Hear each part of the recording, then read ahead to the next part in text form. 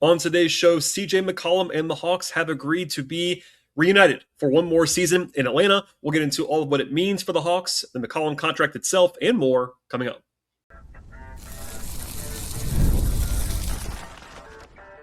You are Locked On Hawks, your daily Atlanta Hawks podcast. Part of the Locked On Podcast Network. Your team every day. Hello, friends. Welcome to episode 2265 of the Locked On Hawks podcast. I am your host, Rowland, coming to you on a Sunday evening into Monday. And if you are just joining us for the first time, please go ahead and subscribe to Locked On Hawks anywhere you get your podcast. Make it your first listen each and every day. I appreciate you being here as always. And this is kind of an emergency podcast, actually, on a Sunday evening into Monday. In the interest of full transparency, it's actually going to be take two of this podcast. It is Father's Day. I am not a father, but I have a father. I have a brother who has sons, so I have nephews, and I had a family day planned, hoping to get a little bit of family time in before the crunch of the NBA draft. And of course, Ante Soleil and the Hawks had other plans. They broke some news, and it came out on Sunday afternoon that CJ McCollum would be reuniting with the Hawks for a one-year contract.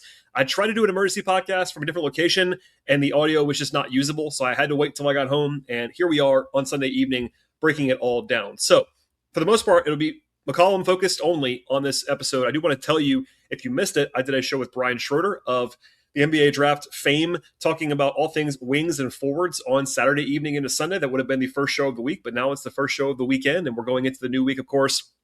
It's been wall-to-wall on the draft. There will be more draft coverage in this space. Bryce Simon's been on the show, Ben Pfeiffer, all kinds of podcast guests in recent days, and again, more to come. But today, we'll be diving into this McCollum contract, a one-year deal. It's a $21 million commitment for the Hawks, and importantly, it is a contract extension for McCollum. I got questions right away when this started to come out that, hey, how can he go and sign because he's going to be a free agent? Well, I did try to talk about this a lot on the McCollum player capsule, and by the way, I did a two-part deep dive on McCollum about a month ago with Glenn Willis. That's still in the podcast feeds right now that I recommend listening to, obviously even more, as he'll be back with the Hawks.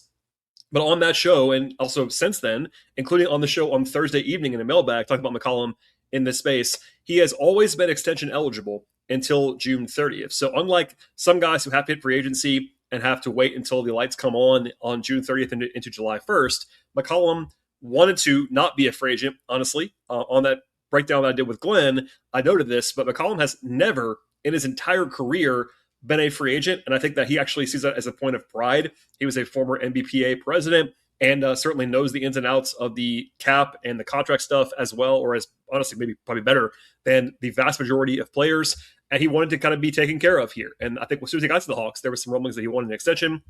It didn't happen right away, but obviously he had a really good playoff series against the Knicks. He was a big part of the two wins that the Hawks have in that series, and as I referred to even just a few days ago on this podcast feed, it's been very loud that a reunion was likely. If you listen to the podcast regularly, you will know I don't like to say things are certain until they actually are. And I wanted to also just always keep in mind that like a year ago, I thought Karis LeVert was likely to return to the Hawks, and he didn't. So that's what happens sometimes. But with McCollum, it got louder and louder and louder. He was seen over the last week at a World Cup match with his Hawks teammates. He was seen at an Atlanta Dream game with his teammates over the weekend. And he was around. And it got louder to the point where I was basically assuming it was going to be done at some point between the Hawks and McCollum. And the questions were, what was the deal going to look like, more so than whether he was going to leave or not? Because I think everybody by the end was like, okay, this is going to happen. He'll be in Atlanta for at least one more season. But the biggest thing is that this is a one-year deal.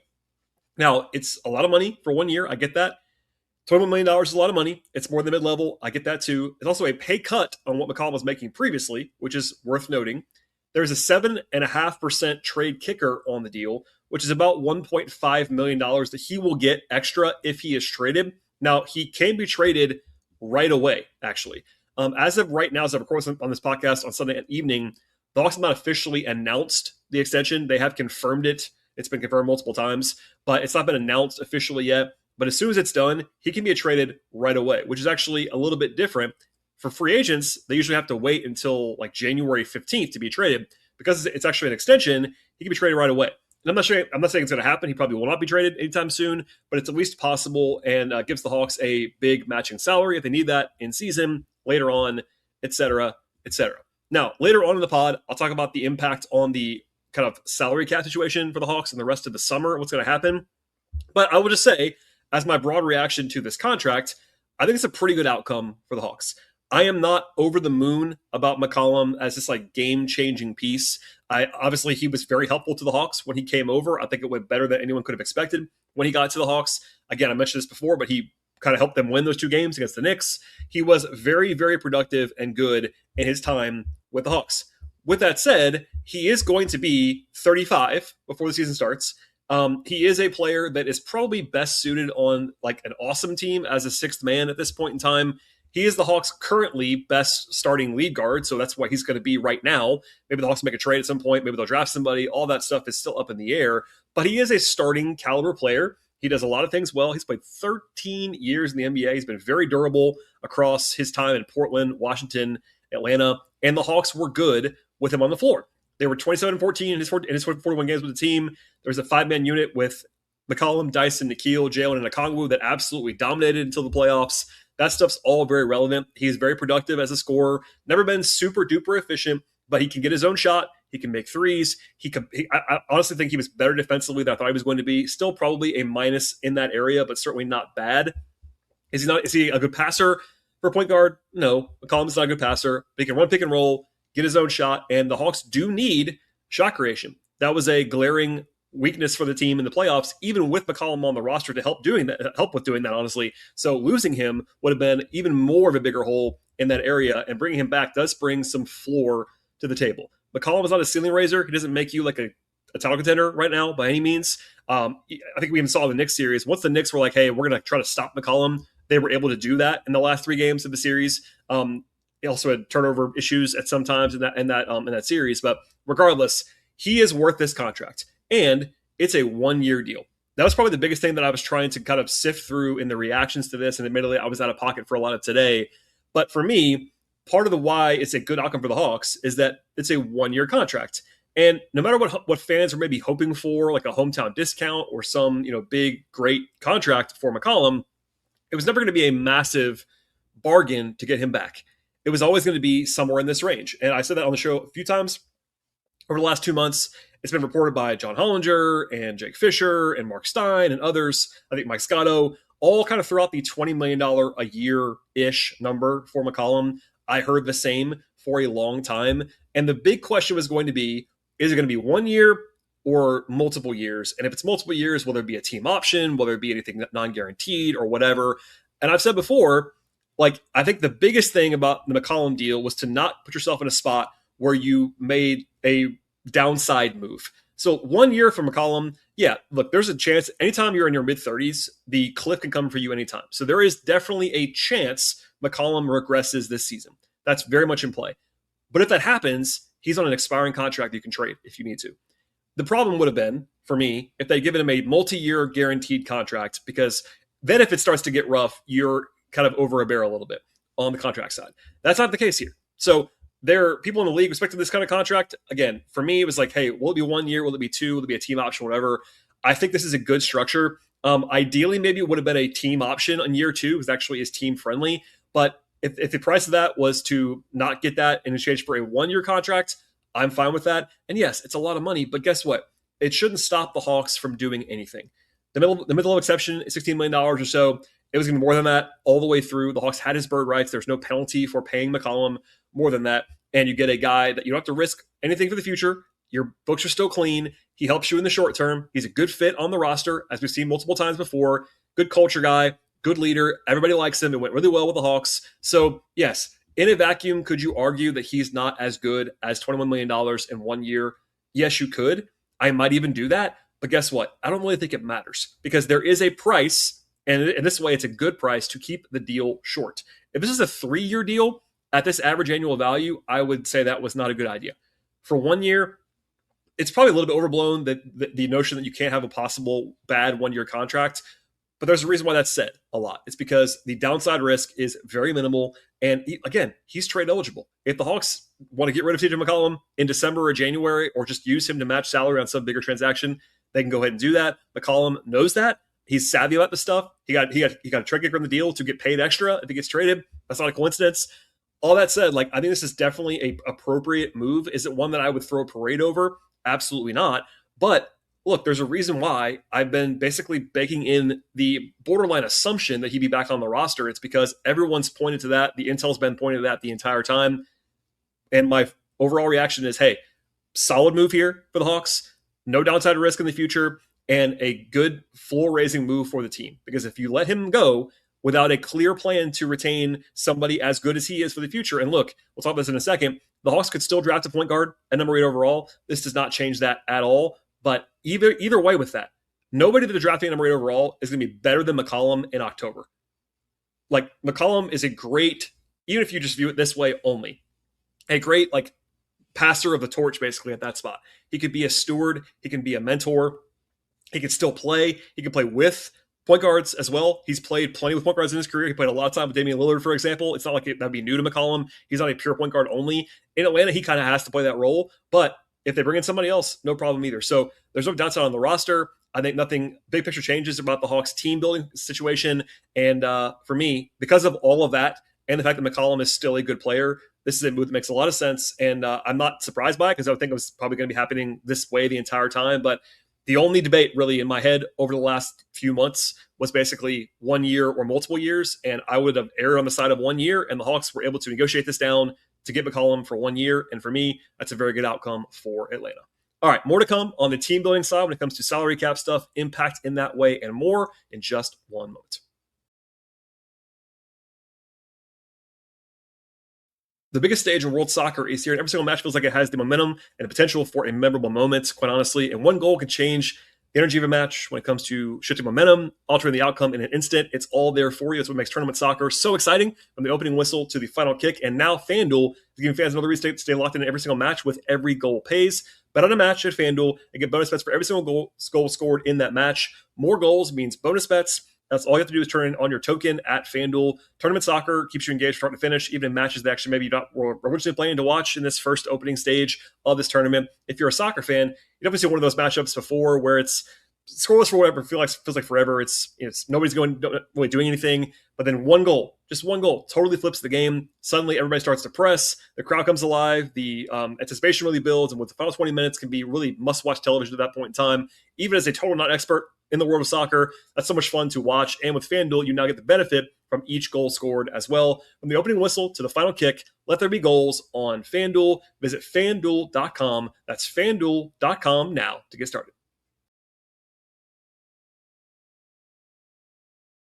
Get your Daily Hawks fix completely ad-free by joining the Everydayer Club right now. Start your 7-day free trial right now and get closer to your team without the interruptions. Click the link in the show notes right now. Go to lockedonhawks.supercast.com to claim your free trial and join the Everydayer Club today.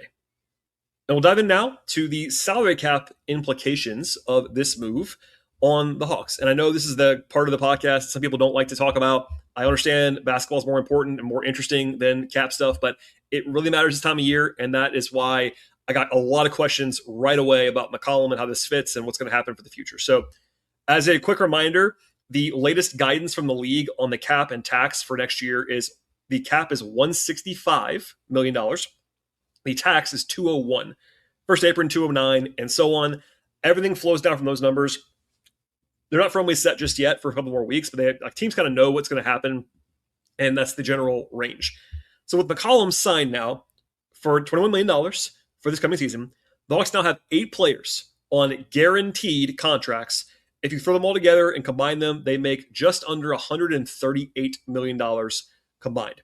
Those 8 guys are Jalen, Dyson, McCollum, Okongwu, Nikhil, Kispert, Richeche, and Newell. 8 guys under contract, guaranteed. That puts them, $27 million or so under the salary cap with only 8 players. But that accounts for none of the following pieces. Jonathan Kuminga, either of the first 2 first-round picks, which cost money, Mo Gay, Buddy Hield, Jock Landale, or anything else they want to do in free agency or whatever. So if you simply include the 2 first-round picks at their slots, you're up to close to $150 million for 10 players. Then if you throw in Kuminga's team option, you're over 170 and over the cap before you touch anything with Mo Gay or Buddy Hield, Jock Landale, anything else. So I won't go down the entire rabbit hole right now, dollar for dollar, but the big thing that I mentioned this on Twitter too, people were kind of confused by this. I'm trying to explain it a little bit more. There was an idea that I've laid out on the pod multiple times that the Hawks could if they really saw a specific path or a player in particular that they wanted to go out and get and pay a lot of money to in free agency, they could have created meaningful cap space, like $35 million in salary cap space fairly easily, but they would have had to probably decline the option on Kuminga and or not bring McCollum back. Those are the two big dollar things. There's other things they can do to create money. They could try to get off of Ricochet or get off of Kispert. I understand that. But the two like more pressing big dollar decisions were McCollum and Kuminga. Now, bringing McCollum back at more than the mid-level exception, which is what he's going to get paid, basically, I talked to everyone that I know that's a salary cap expert, even much more than I am. And I know a lot about this stuff, but not as much as people that I know that do this professionally. No one believes now that the Hawks are going to be a under the cap team.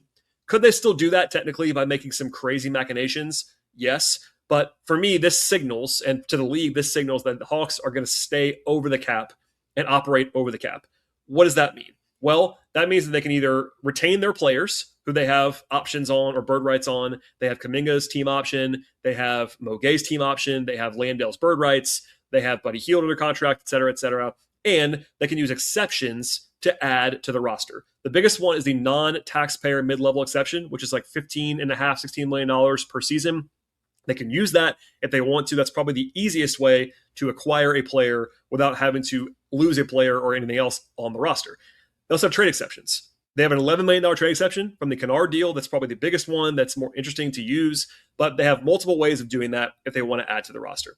But with that said, because of McCollum's deal and all the logistics around this, they're not going to be a cap space team. So if you are dreaming about, let's just say, Austin Reeves or Walker Kessler, or pick your big dollar free agent, the only way for the Hawks to do those things now would be a sign and trade, which can happen, but it also takes a lot more cooperation from the other team. Like in particular with Kessler, it would have taken cooperation because he's a restricted free agent, but the Jazz would have to like want to move him in a trade. Same with Reeves, and he's even less calculated. Anyway, down the rabbit hole, the Hawks are going to be an over the cap team, barring a shocking development now that they've done this with McCollum.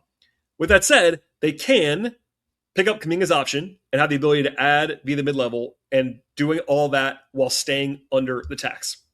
Now, I'm not going to tell you that's the only thing that matters because it isn't, but what I have always said, and we'll say again now, is that Tony Ressler and his ownership group have never paid the tax as they've joined the Hawks. Now, will they at some point?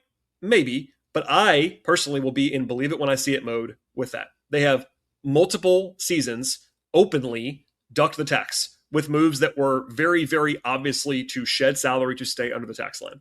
There was even a time when Landry Fields, I think probably errantly answered a question of mine at a media day press conference that kind of acknowledged they were kind of staying under the tax on purpose, and that never happened again. But regardless, they could go under the tax. They could do that for some reason this year. But I think if my guess is that they don't because they can so easily not do it this year. In the future, it might be harder, but for now, I'm going to assume the tax is maybe not a hard cap by any means, but certainly like a number they want to probably avoid. But the situation is still the same. I have been laying this out all summer long, but Kuminga is really, really interesting as far as the options there. They could just pick up the option, have him play on that contract. They could rework his deal, give him a multi-year deal. That's very much in play. They could trade him in the next week. That's very much in play as well. They could even decline the option. I do think declining the option is a little less likely now because the biggest reason to do that would have been to create big cap space. And that's not really an option now with McCollum on the books. So I think you're better off keeping the Kuminga salary slot on the books, which means either Kuminga as a player or whatever you trade him for would make sense to have on the roster. But regardless, I'm going to avoid the rabbit holes, but just saying they still have the opportunity to do everything that they were able to do previously, with the potential exception and likely exception of they don't really have a clean path to create massive cap space. But I have said this multiple times, that was always unlikely to happen. Not that it was not possible, but it would have taken so many different aspects for the Hawks to even be able to create the space to make an offer to someone like Reeves or Kessler in free agency to where you better be really sure. And that's hard to be really sure at this point in time. So the safer bet was for the Hawks to stay over the cap. And I think doing this with McCollum kind of lays that out in the same way. I got some questions that I do want to answer about how McCollum impacts the roster and the draft, etc. But I do want to say one more thing quickly. There are some upcoming deadlines as well that the Hawks will be sifting through that I will preview in a moment as well when it comes to Buddy Hield, Kuminga, Mo Gay, which is actually a sneaky, interesting one.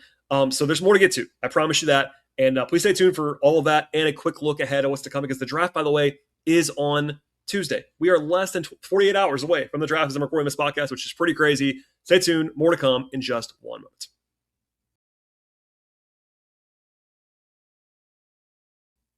Running a business should not feel like you're trying to connect a bunch of different systems that whenever trying to design to work together. One app for accounting, perhaps, another one for inventory, another one for sales, and somehow none of them actually talk to each other. That's where Odoo comes in. Odoo is an all-in-one business management software that brings every single part of your business together in one powerful platform. From sales and accounting to inventory and marketing, everything works in one place, help your team move faster, stay organized, and focus on one growing the business instead of actually managing the software actively. Best organizations know that success is not just about talent, it's about having everyone working toward the same goal. That's true in sports, of course, and it's also just true like that in business. One thing to me that just stands out as well is the best organizations get everyone pulling in the same direction. That's very, very important. Not just one great player or great coach or executive. It's a coordinated effort across the entire organization that makes things successful. Great organizations win because operations matter, and that's why you should try Odoo. Try for free today at odoo.com/lockedon. That's ODOO for Odoo, odoo.com/lockedon.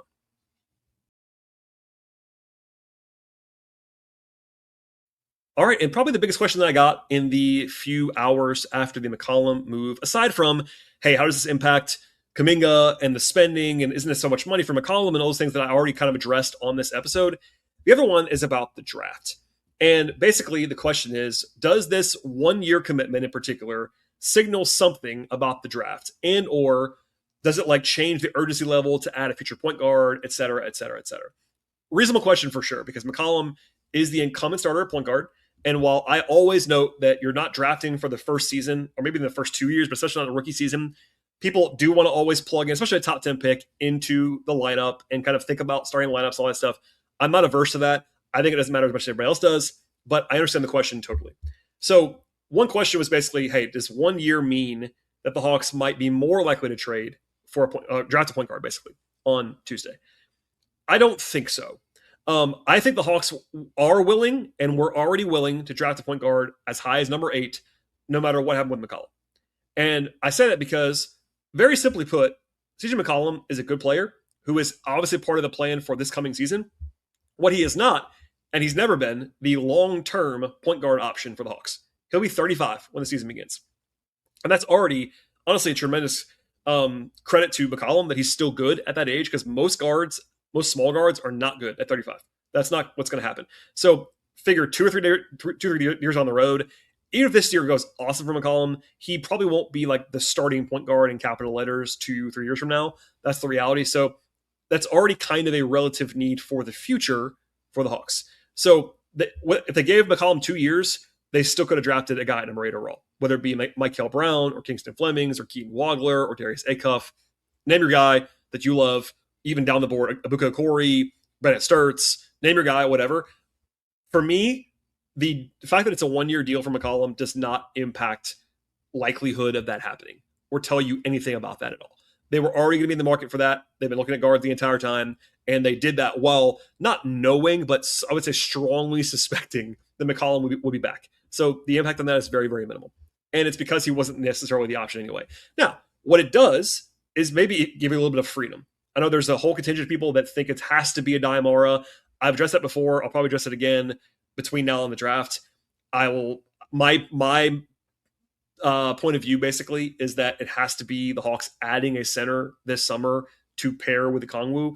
It does not have to be the Hawks drafting a center, but maybe if you're thinking that, hey, the Hawks might be able to go with Mara more easily now with McCollum on the roster. I don't view it that way. I understand viewing it that way because at least you check the box. You have a starting caliber point guard on your roster, but you already were probably going to do that. And for me, the only way McCollum was not going to return is if the Hawks had an idea or a pretty darn good idea of a player to replace him that would be as good or better than him. They were never going to go into next season trying to win games, which is where the Hawks are, with only a rookie at point guard. That was not ever, ever, ever going to happen. Like, I get it if you're trying to rebuild, but the Hawks are not. The Hawks just won 46 games. I know the end of the playoff series did not go well, but the Knicks won the title, which probably makes it look a little bit better. But regardless, this is a team that's not just like rebuilding and retooling anymore. They're trying to win basketball games.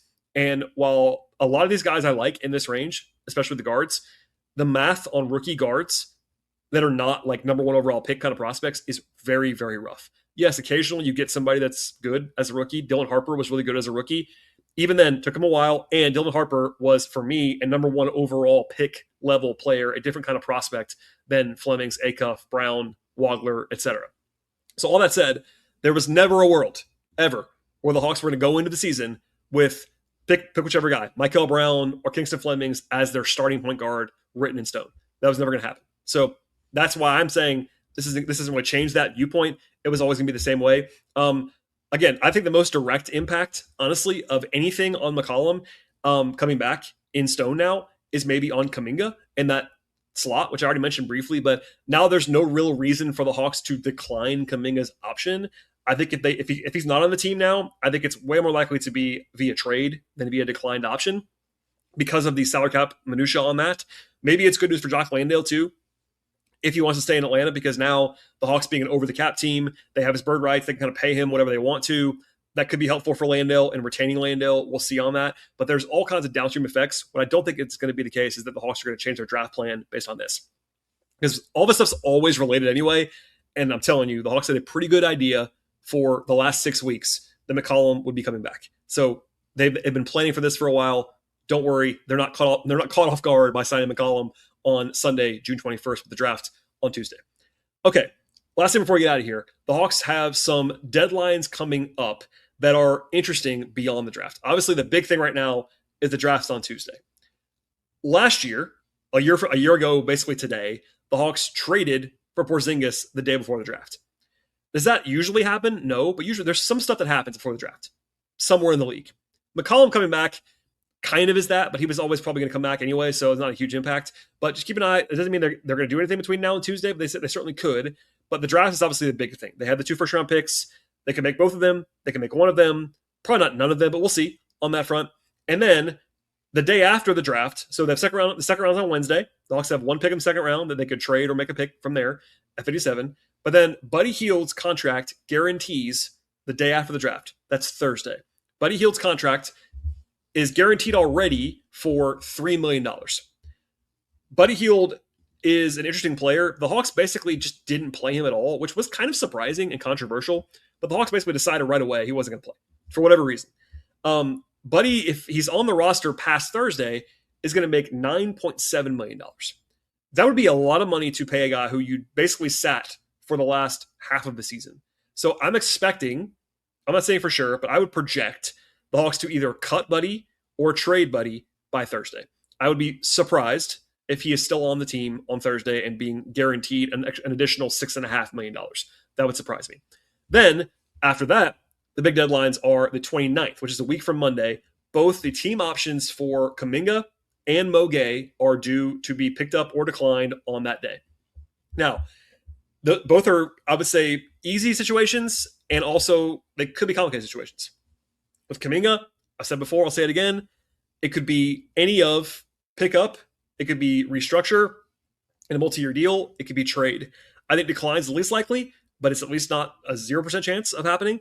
Mo Gay, it's pretty simple, I think. You're either picking up Mo Gay's option because it's so cheap, or if you decline it, he becomes a restricted free agent, and you can probably try to get him on a longer-term deal for cheap. So that's something that the teams will do with players who have these cheap team options.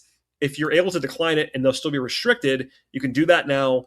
Try to get Mo for like a 3-year cheap contract. So I think he'll be on the team. Pretty confident about that. But that's more of it's a deadline to kind of spur some action either way.